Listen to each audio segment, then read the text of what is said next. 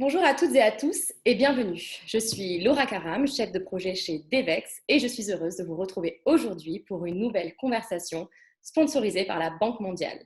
Cette conversation est réalisée en parallèle de l'édition 2020 du Forum sur la fragilité organisé par la Banque mondiale et qui, à travers la publication de contenus virtuels, nous invite à partager des solutions pratiques et des approches concrètes afin de pouvoir mieux soutenir, mais aussi mieux servir les populations vulnérables vivant dans des contextes particulièrement fragiles. Je suis accompagnée aujourd'hui de Gilles Olakunle Yabi, analyste politique et économiste. Il est notamment le fondateur de WATI, un groupe de réflexion citoyen ouest-africain, participatif et multidisciplinaire. Et notre conversation de ce jour portera sur les pays du Golfe de Guinée. Gilles, merci beaucoup d'être avec nous aujourd'hui. C'est un plaisir. Merci de m'accueillir. Eh bien, pour commencer, Gilles, une première question qui n'est pas de moindre importance. Selon vous, quels sont les principaux défis auxquels les pays du Golfe de Guinée, tels que le Libéria, la Côte d'Ivoire, la République démocratique du Congo et l'Angola, sont confrontés? Oui, je crois que c'est une vaste question. Je crois surtout que les pays du Golfe de Guinée ne sont pas fondamentalement différents des autres pays de la région et d'Afrique de l'Ouest et d'Afrique centrale. Je crois que leur particularité, c'est d'être ouvert sur l'océan et d'avoir peut-être des avantages économiques particuliers et plus importants que les pays enclavés. Mais je crois fondamentalement que les pays du Golfe de Guinée que vous avez cités et d'autres font face aux mêmes défis généraux de la majorité des pays du continent. Ce sont des défis d'ordre institutionnel, d'ordre politique, d'ordre sanitaire, d'ordre éducatif. Ce sont des défis qui, à mon sens, demandent de regarder les questions structurelles et structurantes. Et donc, je pense que la question de l'organisation politique et économique des États reste extrêmement déterminante pour leur capacité à répondre à tous les autres défis. Très bien. Et alors, on assiste à de nombreux troubles civils et l'on note par ailleurs plusieurs conflits au sein de la région, au-delà des derniers événements au Mali. Y a-t-il des similitudes, selon vous, entre les causes de ces conflits et ceux auxquels sont confrontés les pays du Sahel? Oui, il y a des similitudes. À nouveau, je pense que la différence principale, elle tient à la géographie, simplement au positionnement géographique des États du Golfe de Guinée par rapport aux États du Sahel qui sont enclavés, qui ont aussi pour la plupart des espaces beaucoup plus importants, ce qui rend beaucoup plus difficile la gestion des populations, la gestion des territoires et même la formulation de politiques publiques qui soient adaptées à ces territoires immenses et pour la plupart avec beaucoup de parties désertiques. Les pays du Golfe de Guinée sont pour la plupart un peu moins étendus. C'est peut-être pas le cas de la République démocratique du Congo, mais c'est le cas de beaucoup de pays côtiers en Afrique de l'Ouest. Et je pense que ce sont aussi des pays qui disposent généralement de conditions écologiques plus favorables. Euh, mais je crois que la similarité, elle tient à l'histoire politique particulière de chacun de ces pays. Et là, on retrouve dans les pays sahéliens comme dans les pays du Golfe de Guinée, la même trajectoire politique pour la plupart très difficile. Ce sont des États qui, pour la plupart, célèbrent leurs indépendances formelles, leurs 60 ans cette année. Et on voit bien que cette histoire politique est encore mouvante parce qu'ils n'ont pas stabilisé leurs institutions, ils n'ont pas nécessairement encore trouvé les bons systèmes politiques qui permettent de répondre à la fois aux défis de la démocratie et des libertés, mais qui permettent aussi d'avoir des États qui soient efficaces, qui soient présents pour le bien-être de leur population. Et là, je pense vraiment que ce sont les mêmes défis de gouvernance, pour résumer, qui sont présents dans le Sahel et dans les pays du Golfe de Guinée. Alors, puisqu'on parle de même défis, pensez-vous que l'approche au sein du Golfe de Guinée pour s'attaquer aux causes du conflit puisse être similaire à celle choisie au Sahel? Non, je pense à nouveau qu'il faut caractériser les conflits dont on parle, les violences politiques, les crises politiques. On est en train de parler de situations qui sont très différentes d'un pays à l'autre. et on a des pays qui sont confrontés à des crises multidimensionnelles, effectivement, dans le Sahel. Dans les pays du Golfe de Guinée, la situation de la RDC sur le plan politique et sécuritaire est très différente de celle du Libéria. Si on prend la Côte d'Ivoire, on a un pays qui est très important dans l'espace ouest africain, mais où on a une histoire politique mouvementée et on est en train, malheureusement, de créer les conditions politiques à nouveau de la tension et éventuellement de la violence. Donc, je pense qu'il faut comprendre les spécificités de ces situations nationales et que les réponses doivent être adaptées à la compréhension fine de ces conflits et de ces crises. Je ne pense pas qu'il faille rechercher tout le temps des solutions innovantes. C'est très à la mode, on aime beaucoup les solutions innovantes. Mais je pense que si on ne traite pas les problèmes de fond de l'ordre des pratiques politiques notamment, ben on tournera toujours un peu autour du pot et on ne trouvera pas les réponses les plus adaptées. Donc, je crois vraiment qu'il faut inscrire les crises auxquelles les pays font face dans leur trajectoire politique et historique et ne pas rechercher des solutions de court terme parce qu'il n'y en a pas. Et de solutions faciles, il n'y en a pas non plus.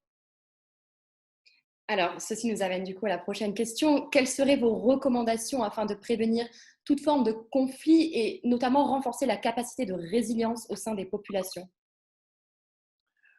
Alors, j'ai tendance à penser que on doit faire dans les pays de la région ce qu'on fait partout ailleurs. On essaie d'avoir des États. On essaie d'avoir des États qui soient dotés de ressources humaines de qualité. On essaie d'avoir une organisation politique et administrative qui permette d'avoir des politiques publiques de qualité, qu'elles ne soient pas simplement dans des documents stratégiques, mais que les États aient une capacité de mise en œuvre. Ça pose toute la question de la réforme des États et je crois qu'elle est souvent négligée dans les approches, y compris les approches internationales. J'ai tendance à dire qu'on ne construira pas nos États en Afrique avec des consultants. On a besoin d'avoir des administrations civiles de qualité, comme on a besoin d'avoir des administrations militaires et des forces de défense et de sécurité avec des hommes et des femmes de qualité. Et je crois, puisqu'on parle de la résilience des sociétés face aux crises et aux conflits, je pense qu'on a aussi besoin de libérer les énergies des populations. Et libérer les énergies des populations, c'est les respecter dans leur diversité et c'est de comprendre que tous les hommes et les femmes dans ces pays sont les acteurs du changement économique et social. Et je crois que ça pose la question de l'éducation, la question de la santé, la question de la valorisation des ressources humaines et la question de l'innovation économique. Je crois que sur toutes ces questions, on sait à peu près ce qu'il faut faire. Le problème, c'est qu'on ne le fait pas et peut-être qu'on n'investit pas suffisamment à nouveau dans la réforme des États. Je crois fondamentalement que les organisations de la société civile, les ONG, les acteurs internationaux sont importants, mais je crois que nous avons besoin, peut-être dans les pays côtiers du Golfe de Guinée, comme dans les pays du Sahel d'ailleurs, on a besoin d'États. On a besoin d'États légitimes, on a besoin d'États efficaces. Très bien, donc vous mentionnez la réforme de l'État et notamment le besoin d'une force de défense. À ce propos, on voit par exemple le G5 Sahel, qui est un cadre institutionnel de coordination afin d'améliorer la coopération régionale en matière de politique de développement et de sécurité en Afrique de l'Ouest. L'absence d'un tel cadre dans le golfe de Guinée fait-elle obstacle, selon vous, à la prévention des conflits dans la région? Alors, je vais répondre sans beaucoup d'hésitation. Non, parce que je crois que la solution aux problèmes auxquels nous sommes confrontés dans la région, ce n'est pas nécessairement la multiplicité des organisations régionales. Lorsque le G5 Sahel a été créé, je faisais partie des voix plutôt critiques sur sa nécessité dans la configuration qui a été choisie. Je crois que les pays du Sahel ont effectivement des particularités et qu'il faisait sens d'avoir un cadre de coopération entre ces États, mais je ne suis pas sûr qu'il fallait détacher ce type d'initiative des organisations existantes, et notamment de la CEDEAO, qui, en Afrique de l'Ouest en tout cas, a été l'organisation régionale en charge des questions de paix et de sécurité et qui a montré quand même des succès dans un certain nombre de cas.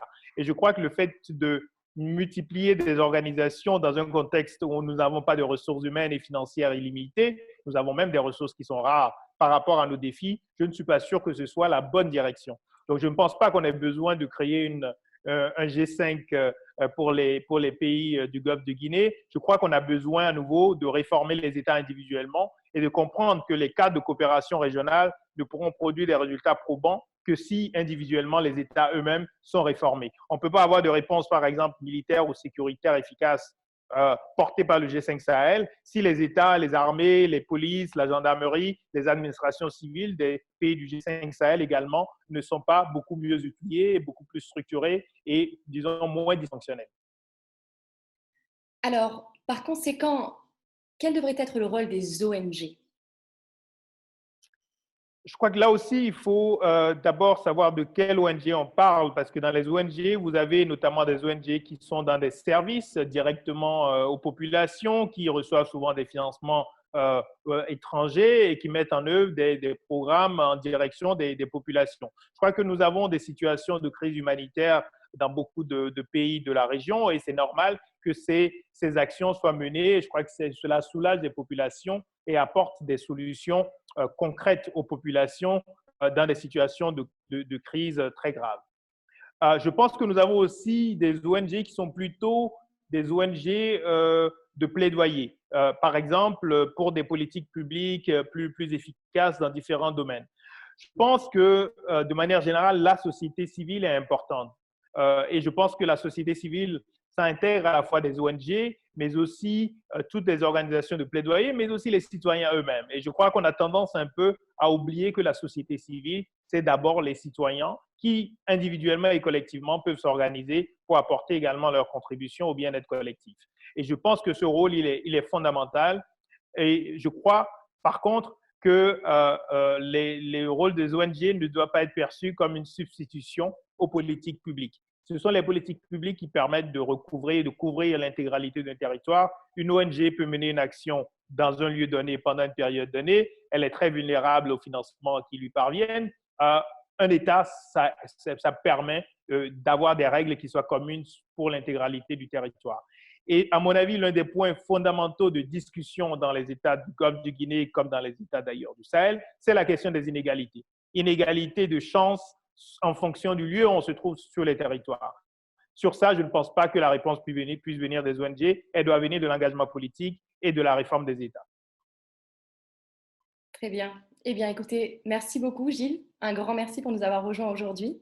Et pour ceux qui nous suivent, vous pouvez vous joindre à nous et continuer cette conversation sur Twitter ou Facebook en mentionnant Devex ou bien en laissant un commentaire directement sur ce post. Merci beaucoup. Merci.